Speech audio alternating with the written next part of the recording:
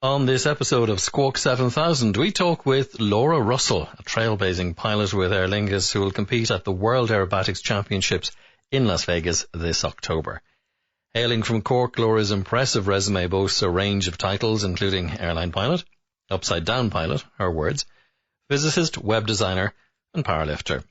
In this energy-filled, thought-provoking episode, Laura shares with us her journeys and how she's excelled in such varied fields.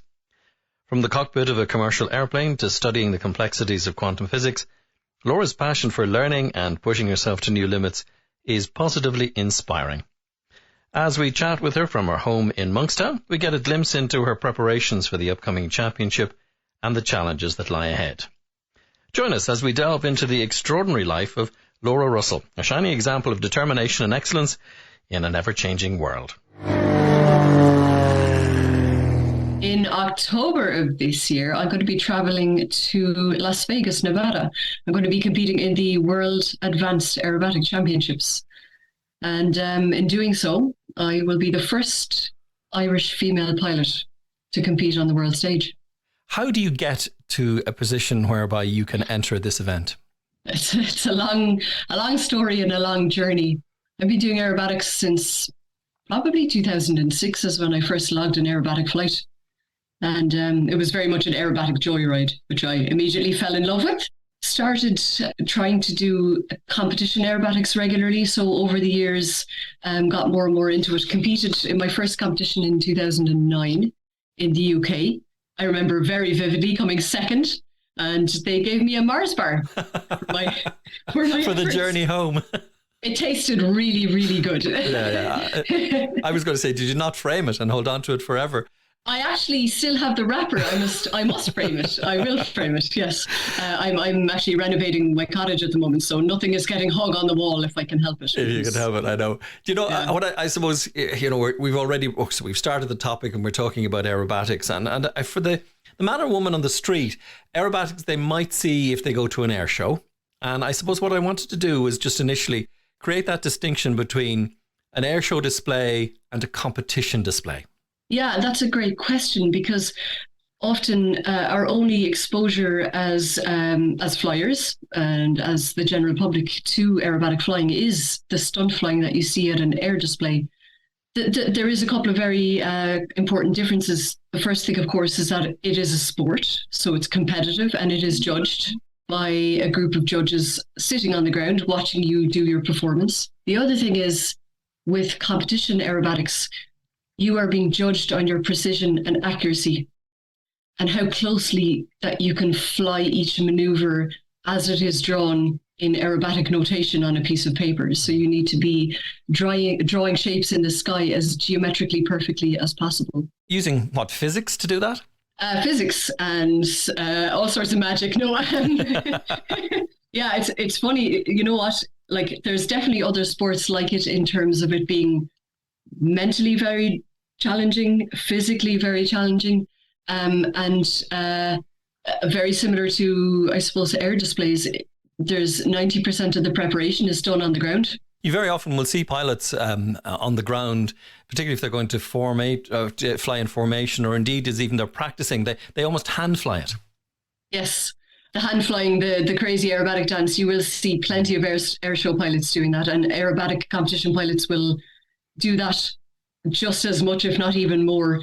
And everyone has their own unique style of doing it. Like, it's a very personal thing. Some people look like ballerinas when they're doing it. Some people look a bit agricultural, and it's often very funny to watch. And they plod around as they do it, yeah. I'm usually making, there's a few guys that I fly with regularly in the UK, and they grunt and groan and pretend that they're pulling G while they're doing it. But you know what? It's all to sort of simulate the sensations of the flight that you are now going to go and do, to make it as realistic as possible. I thought it would be interesting for us to maybe dispel some of the myths around it as a sport, because there would be an idea that there's an element of risk attached to it. And I think you probably would counter that with, in fact, it's about safety.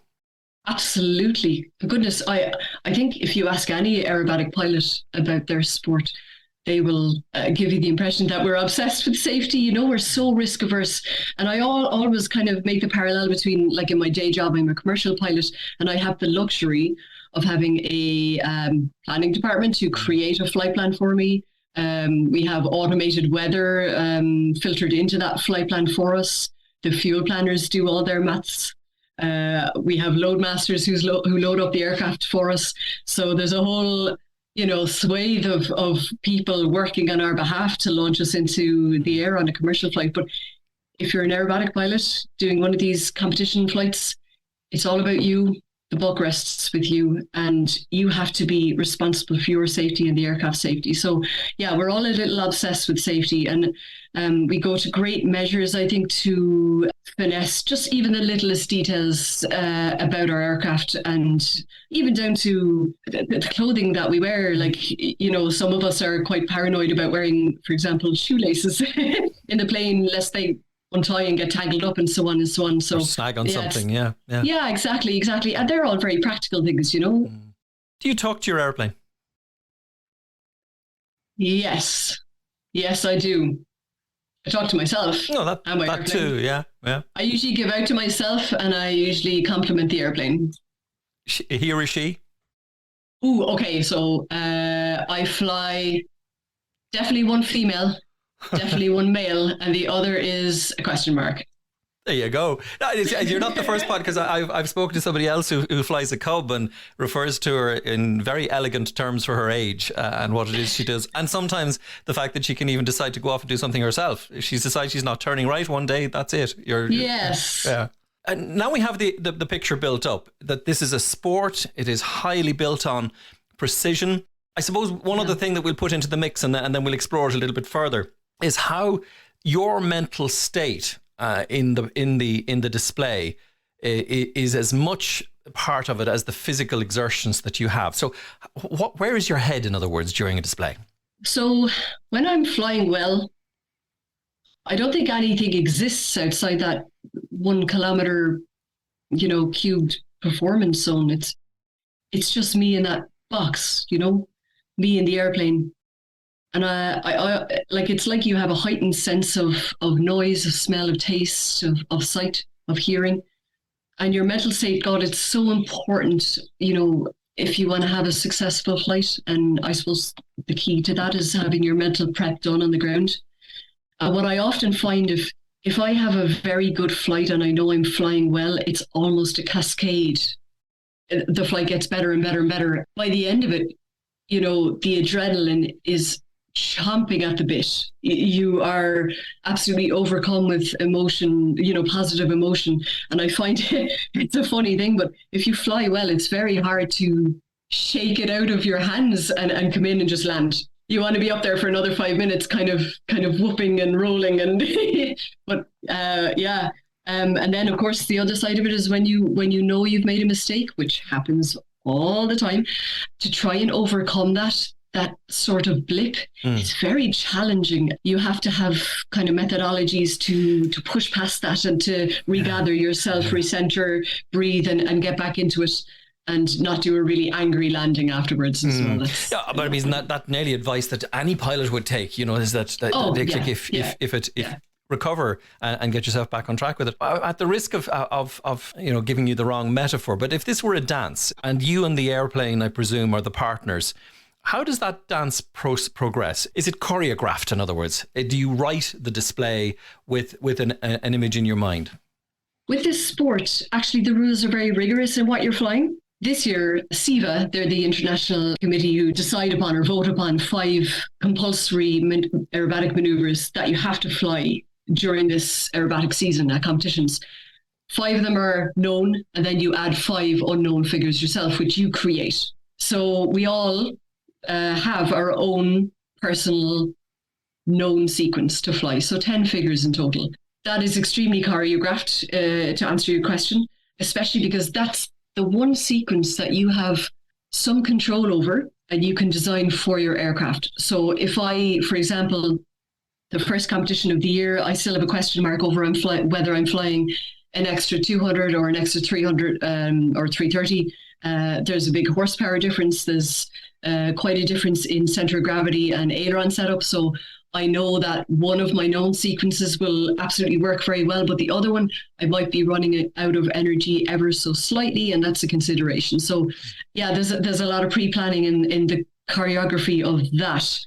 And then on the day itself, if you're going up to fly, of course, you need to know exactly what the wind is doing at every altitude that you're going to be flying at. And then you have to somehow compensate for it. So it looks like there's no wind whatsoever for your competition flight for the judges.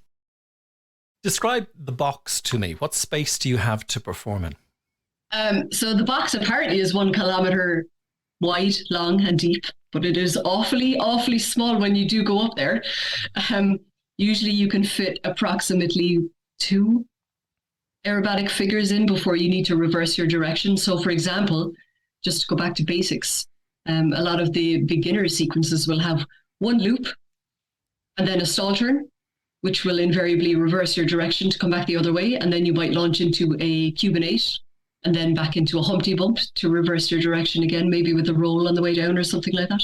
And the fact that you're kind of doing anywhere between 100 or 180 knots means you hoover up that box very quickly. Add in a tailwind and you could be through it in 7 seconds. You know, it's, yeah. And there's a penalty, I presume, if you go outside the box or exceed. Yes. Yeah. Yes. Unfortunately, there is. Yeah. Which you don't want to be in. Yeah. No. I noticed that you used a couple of terms there, and as somebody with even a basic interest in aviation might have been hanging on there for what the loop was, etc. I suppose everybody listening to us has heard the notion that a lot of these procedures started with World War I flying, or at least the flying aces. That's too simplistic, I think, an idea at this stage. Where have they come from, and who designed them? You're dead right, actually. And do you know what? I'm not too hot on the history of this, even though it goes back so many decades now. I mean, they talk about the Bugger Youngman being the unlimited aircraft of its era. And it's interesting because if you talk to some of the unlimited guys now, what they were flying, let's say, a decade or 2 decades ago at unlimited, now kind of looks like an intermediate sequence. Right. So things have gone up and up and up in complexity. Like some of the unlimited sequences that I've seen from last year are just, they're bonkers. Describe unlimited, or expand on that a little bit more, what unlimited it means. So yes, so there's 5 levels in aerobatics. 3 of them are governed by SIBA. So they're the international standard. That's intermediate, advanced and unlimited, unlimited being the top level. Yeah. So you will go from beginners, which would be, something like loop, roll, stall turn, Cuban 8, reverse Cuban 8, so on, all the way up to, a figure you might have at unlimited might be some sort of double Humpty Bump with 3 half rolls on the way up, a snap roll on the way, a negative snap rolls on the way down, and then you might finish that maneuver and go into an inverted spin with, 1 1/4 turn and then a quarter roll afterwards. So it's just, I think when you look at an unlimited sequence visually, it looks extremely complex. And you get the sense that timing is extremely important, but also that the airplane you should be flying it in needs to be up to the job. And then I suppose in the middle of all of that, the limitations are going to be the aircraft and the pilot. Like, what can your body take?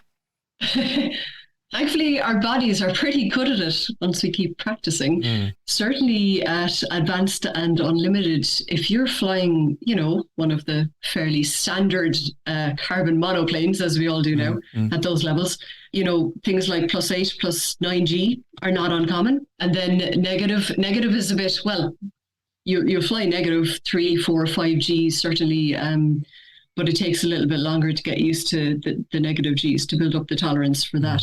But those figures are certainly not unknown at all at advanced and unlimited. Yeah. All right, let's go back a little bit then, because we're here already. We're in negative G and we're at advanced level, and I'm thinking about how you got into this in the first place.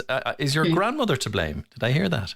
Oh yeah, my grandmother is absolutely to blame. I think I got her thrill seeker genes or something. One of my earliest memories of her was we're down at like a fun fair in Kinsale in County Cork, which is where we're from.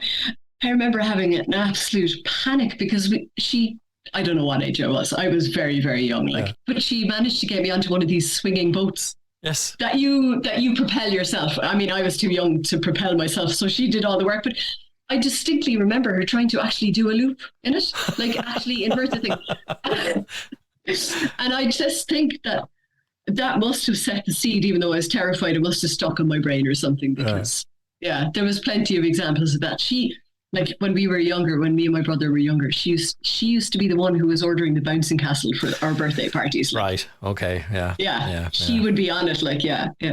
So she bought me my first flying lesson. Oh, right. Okay. Where was that? It was in Cork Airport. So I was 18 at the time. I just started a degree in physics in UCC, and I had spent that previous summer after my leaving cert. Basically, like just enjoying the summer days. It was a beautiful summer, and I remember at one random day looking up, seeing one of the flying schools, Cherokees flying over, and just thinking, God, wouldn't it be amazing to learn to fly? I guess at that age as well. I mean, you're mad into learning new things and changing. I mean, everything is a big change after the leaving cert. You know, I think she got hold of that notion. She was like, oh yeah, I'm going to buy her a flying lesson. That was that. Now, unfortunately, she got sick very quickly that autumn, and she passed away the 28th of December 2004, so a few days after Christmas. But by then I had taken that first lesson, which she told every single doctor and nurse about in the hospital that particular afternoon. And the rest is history. You say the rest is history, but let's step through it a little bit, because there's a big jump between getting your first flying lesson and then heading to the World Championships. So we haven't even talked about the day job yet for a moment, but you're studying physics, okay? Yes. And you're getting a bit of flying in. And do you remember your first solo, for example?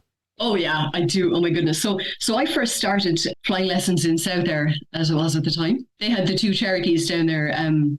I'm sure half of Ireland has flown Oscar Zulu and Golf Papa at this stage, but they were the two that I started in. And sure, I was a broke college student. Goodness, I hadn't a euro, like, you know.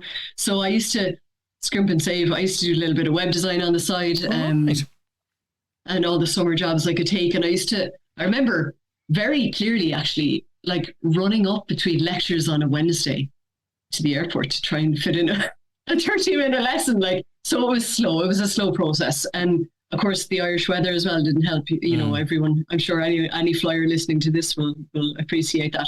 So I ended up going around the corner from South Air to Atlantic Air, as they were called at the time, because I couldn't get a regular flying slot in South Air. It was so busy. I think it was like €120 for an hour in the aircraft back then.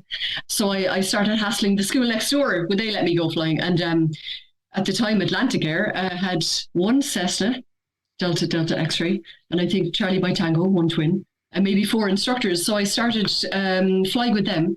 I was very mature. I decided I would save my money for about, 6 months in the run up to summer of 2006, and just hammer through the rest of the course. And that's kind of what I did. So I went solo. I guess it was the autumn prior, and then I plodded along a little bit, and then just went hell for leather. Summer 2006, and then got my PPL, I think it was October 2006. Yeah. The day of your solo, was it at Cork? Did you do a circuit? Cork. Did they stop traffic for you? No, thank God. It was very civilized. Yeah, the guys let me off in one of the 172s, and God, I remember it was so easy to taxi the aircraft without the instructor sat beside me. That was everyone talks about the climb rate, but no, the taxi one for you. Yeah. Like, wow, this airplane is so nimble now. 3 circuits, and then I said, I better land. God.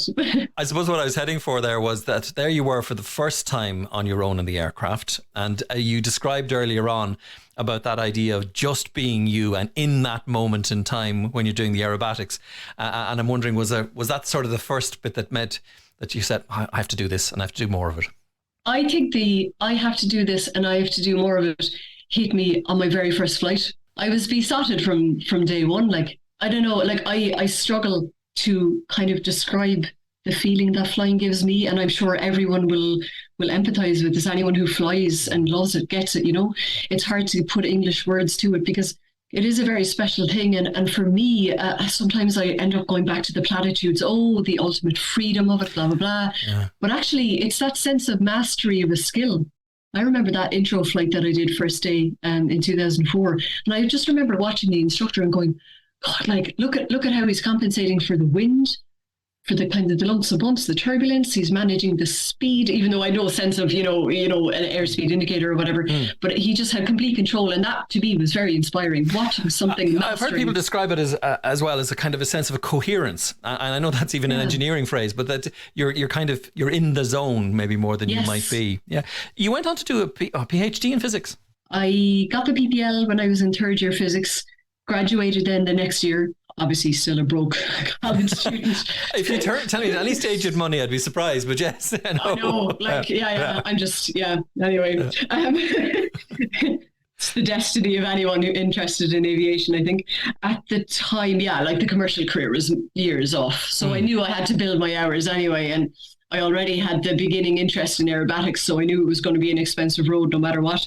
But I ended up winning a scholarship to do a PhD in quantum physics. Wow. It's kind of the natural progression after you do a degree in physics. Okay, there was a good few people in my class went into industry and so on, but it allowed me to kind of further an interest that I had in some of the stuff that I studied in my degree. And I thought, it's perfect. I can remain in Cork. I could keep flying here, come out with a postgraduate degree, which will always stand to me anyway, no matter what I'm doing, So that's what I did. And that took kind of from day one to, the day I defended my thesis, 5 years. Would you have had to do original research for that? Yes.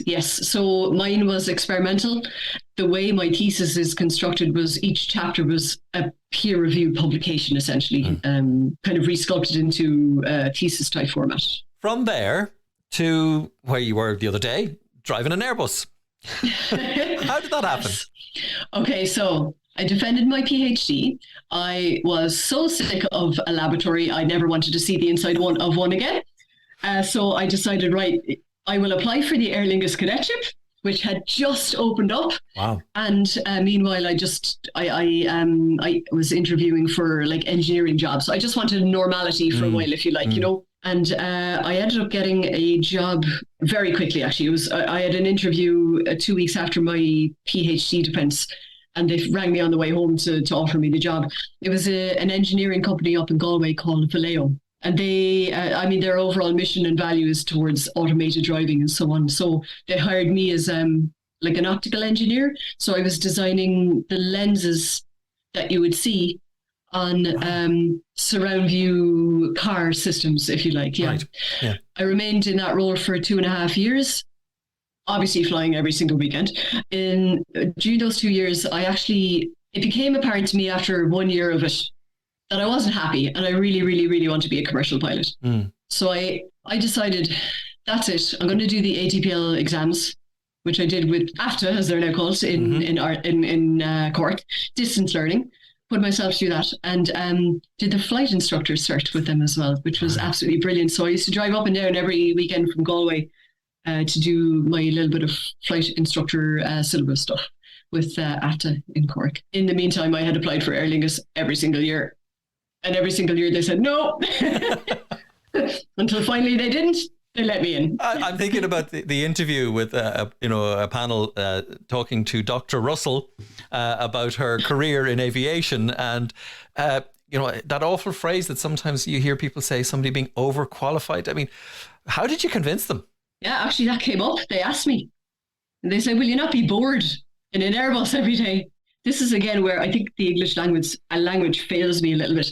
I actually find every day in the Airbus very exciting because it's never the same. Yeah. Like every day when I was going to work in Galway and to an extent in my PhD, it was always the same stuff. I switch on the same boxes, switch on the computer, switch on the laser, do my thing. My experiment wouldn't work yet again. I would collect some data that didn't mean anything. It was just the same old. But I go into work every day here. Like yesterday, I went into work, had a couple of double Londons. It's snowing in Cork, even though the TAF was a very short tempo. It snowed for 6 hours. We had to de-ice. De-icing is always a trauma in Ireland. We had a slot. There's all sorts of passenger demands going on. It's just nuts. And to me, it's a very fulfilling job because every day you have loads of little things to sort out and run through. And you always go home with a load of things ticked. Like, we did this safely. We did this safely. We got there in time. We did it. You know what I mean? So it's just a very wholesome job. So, okay, maybe I was overqualified for the day-to-day job that I'm doing now. However, having a degree and a PhD really stood to me when I did the integrated training down in Spain for Aer Lingus, because that's quite an intensive course. And the process of study was there for you as well. I suppose people might be curious as well about you're in an extra, you're in an Airbus. Can you even compare them? I mean, okay, they've got wings and they've got engines, but no, you can't. No. And people ask me, do you not get bored of work because you fly upside down the weekend? No, they're so different. So different. I would never get confused. Well, I do have to reassure people that I'm not going to do anything in the Airbus. You won't be doing a stall turn to get in the next slot. No, it's not going to happen. No. Wouldn't let you probably anyway, the same way. No, it would be my last day of work, I suspect. Yeah, if I did. It probably would. And we continue our conversation with Laura Russell after this short break.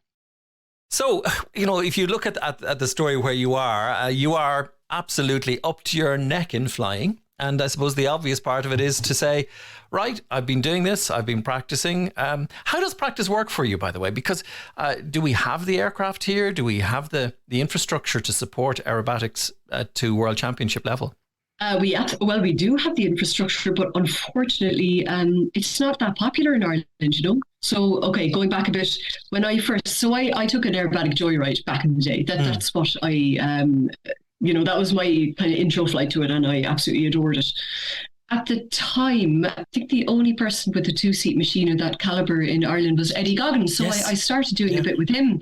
Yeah, we was based at Kilrush at the time. So I remember, God almighty, like I 6-hour drive to fly half an hour with him, like in the 300L. I don't know how many hours I did with him at the beginning, but like he was so patient and he's an excellent instructor.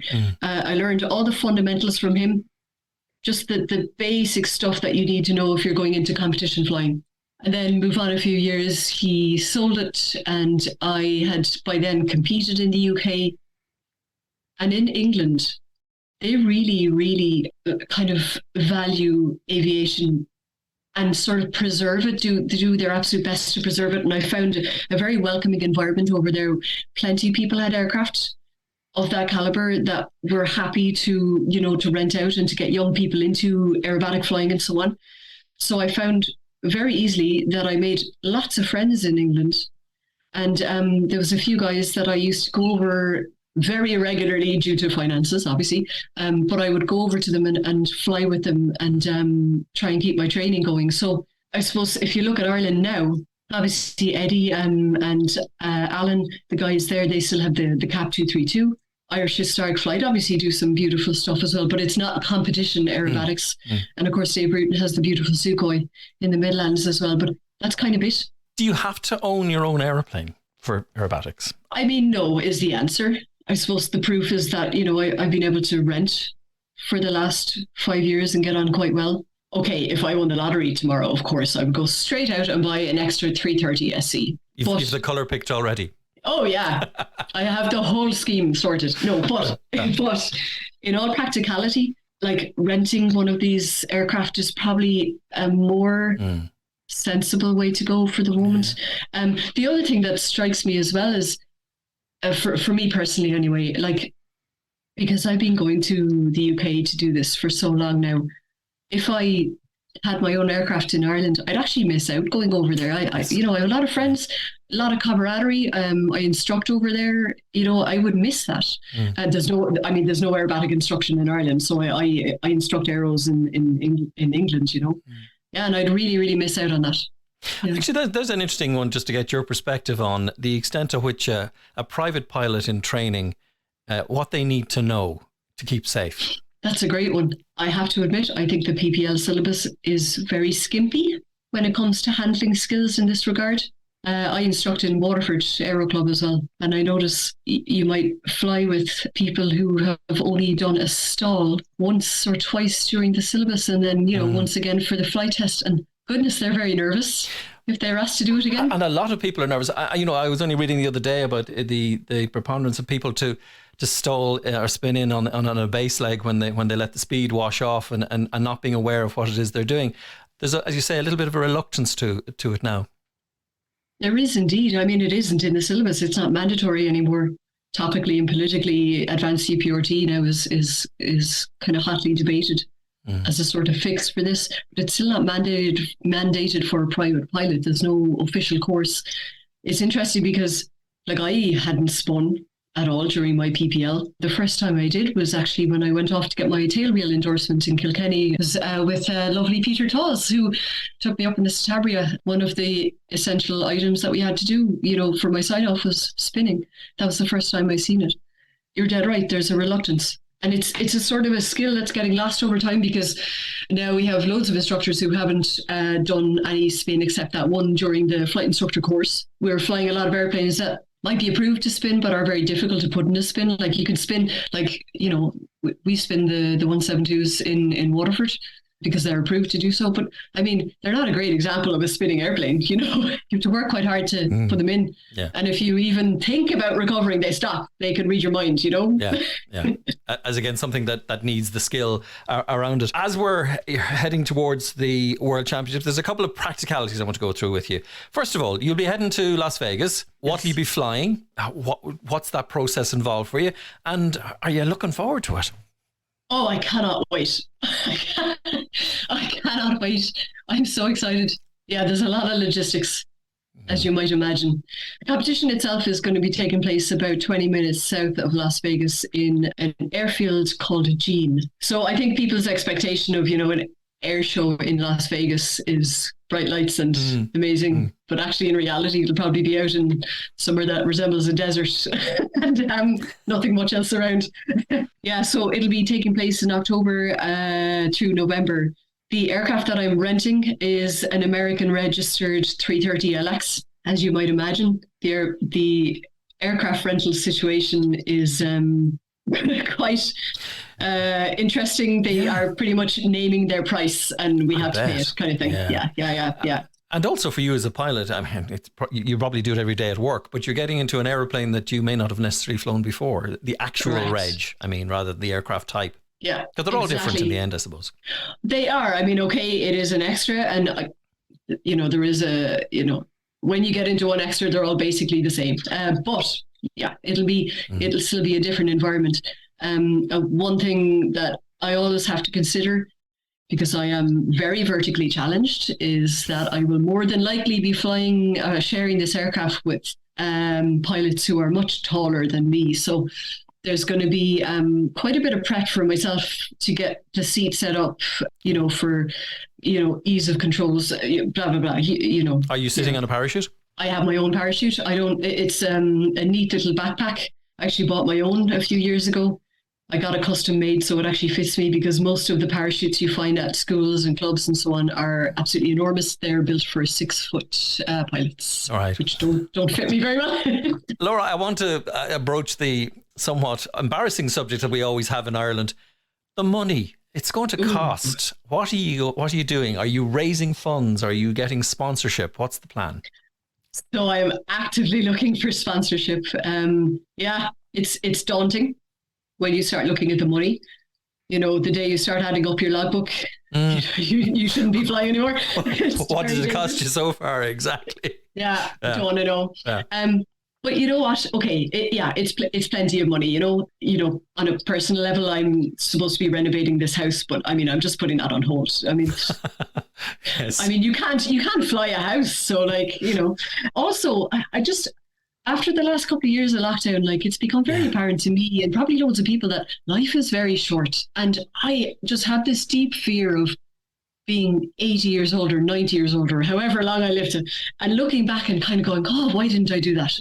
That thought disturbs me, and I would hate that to happen. So I'm going to go for it. It's a good philosophy. And what can you offer the sponsors? Okay, so obviously, the issue is that I've got a rented aircraft. The owner might not be too happy with sticking stickers and logos all over it. So I'm offering sponsors basically advertising space on me. I think of me as a surface for your logo. So Obviously, you know, decorate my flight suit and my t-shirts however you like, kind of thing. I suppose also, though, you know, just, okay, aside from the dirty business of money and advertising, I know. it's actually, it's a lovely, do you know what? It's a lovely little way of getting in on, you know, some Irish history in the making. All right. I mean, I have to manage people's expectations. I'm not going to set the world alight entering this competition. I'm up against teams with government funding. Yes, but you're going to be there. That's the thing. But exactly. So once I take part, for me, it's going to be a win. So I'm aiming for last place, but I don't care because I'm going to be there. And by being there, I'm going to be the first Irish female to do so, which is absolutely wonderful. And it would just be really nice to have a few companies kind of recognize that and promote it. And also, let's face it, at the end of the day, all of these pursuits are so worthwhile if it gets people into things and going after stuff that they're interested in, you know. That's what it's all about. Like, well, you've identified that void that we seem to have here, even amongst the flying population, towards aerobatics, which, you know, and I can see you might be on a bit of a mission for that as well. It'd be a bad influence. Yeah, that's what you want. I suppose just to bring our conversation to a close, and I do really think we'd love to talk to you again before you head away, just to see how the prep's going, because we haven't talked about what you plan for the 5 versus the 5. But sometimes it's nice to talk to pilots about memorable moments. We talked about your first solo, but I'm curious about your memorable aerobatics moment. Is there one that pops into your head? Goodness, that's like asking somebody what's their favorite song. It's very hard actually to choose just one, especially for aerobatic flying. I think anytime I'm upside down in an airplane is a pretty special occasion. I could go right back actually to near the beginning of the aerobatics. Do you know what? The first time I did a solo aerobatic competition was probably a very memorable milestone for any aerobatic pilot. It was in 2010 and I think it was in Leicester. And I had gotten solo in the Extra 200 that year. And I went off to my very first competition all on my own. And it's daunting and thrilling and exciting. But I remember very well that it was a beautiful summer's day because I think it was August time. There was quite a good few competitors and a lot of flights to get through. So they decided to operate like an airborne hold. So basically the pilot ahead of you would be doing their thing in the performance box and you'd be orbiting at a safe distance in the air, ready to go in and do your thing. And I just remember this moment. Oh, it was absolutely surreal.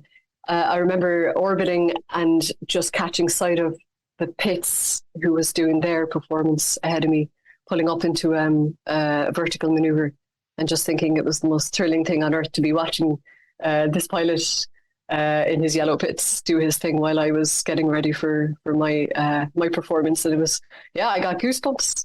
It was absolutely incredible. So that was one of the early kind of aerobatic exhilarating moments. And maybe this is cheating. This isn't an aerobatic kind of memory, but last October, I had the privilege and responsibility of taking my mum for a spin in an Extra 200, which was a really nice, I suppose, a milestone as an instructor, as an aerobatic pilot, and as a daughter. I took her over to England. We were over there for the weekend anyway, and the weather came together. I had the aircraft free. So we went to Felmere to the British Aerobatic Academy. That's where I instruct, that's where I teach, and that's where I train for the aerobatics myself. We went for a very fast, loud joyride around Cambridgeshire. She actually lived there when she was younger, so it was really nice for her to see it from the air. We didn't do anything too wild because it was her first time in an extra. But hearing her give a whoop of joy on takeoff, there's no better endorsement than that, is there? Well, what our audience can't see is how your whole face changed during that story. No, it was beautiful to see the fact that you engaged in it so fully and that you'll have that same feeling in Las Vegas. Final question for you. Does it matter to you, the sport that you're in and the other people you compete with, as to whether you're a man or a woman? Oh, no, not at all. Gosh, no. It really matters so little to me. And I think... do you know, when I was growing up, like I mentioned my nan at the beginning there. I had my nan, my mum, my aunt, my godmother, and even a couple of friends of my, mutual friends of my nan and my mum. These are all just women who went out and did stuff and didn't make a song and dance about it, about the fact that they were female. So I never, ever questioned that stuff. And I think it's only in recent years that it's kind of been highlighted. It doesn't bother me. It doesn't occur to me on a daily basis. I just go and, do the things that I enjoy and love, and don't kind of preoccupy myself with who I am or what I am, Laura Russell, thank you for joining us on Squawk 7000.